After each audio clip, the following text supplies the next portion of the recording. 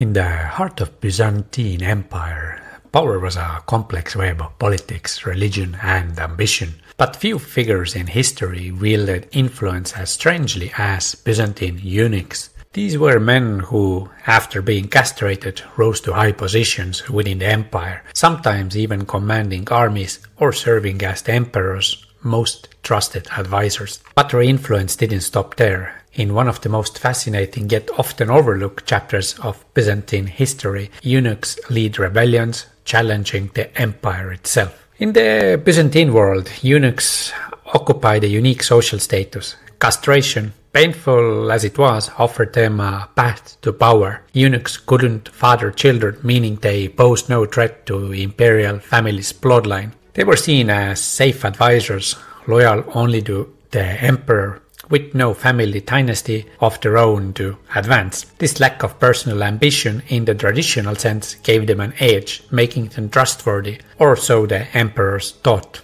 Eunuchs rose through the ranks in ways that would have been unthinkable for commoners. Some became palace servants, others were diplomats, generals, and even high-ranking officials. They could move between court and church, navigating both spheres with ease. The most ambitious and cunning among them could hold incredible power. In some cases they even shaped the imperial policy, advising emperors on war, diplomacy, and governance. However, as it turned out, eunuchs weren't immune to ambition or resentment, and in several cases they led rebellions that shook the empire to its core. One of the most famous cases in Byzantine history was Basil the Macedonian. Though not a eunuch himself, Basil rose through the ranks with the help of eunuchs, allies like Theocritus. Together they overthrew Emperor Michael III in a bloody coup, changing the course of Byzantine history. While Basil eventually became emperor, it was the eunuchs around him who orchestrated much of the palace intrigue and set the stage for his rise.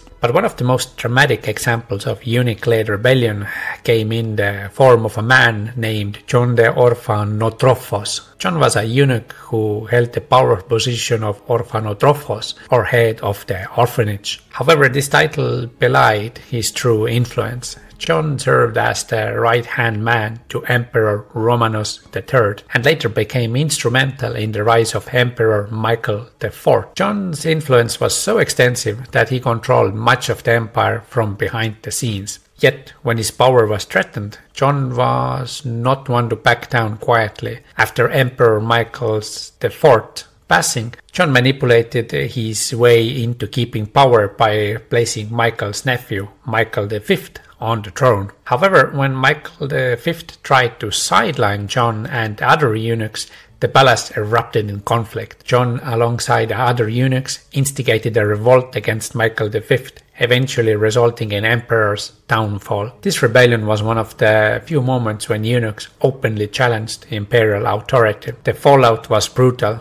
Michael V was deposed, and his attempt to assert his own rule ended in disgrace. The rebellion underscored just how powerful eunuchs had become in the Byzantine Empire. They were no longer just servants or advisors, they were kingmakers and, when necessary, king breakers. While John ultimately met a tragic end, his story and the rebellion he led revealed the deeper truth about Byzantine politics. Power in Byzantium wasn't just about bloodlines or military strength. It was also about strategy, influence, and knowing when to strike. And sometimes having no balls meant having no limits.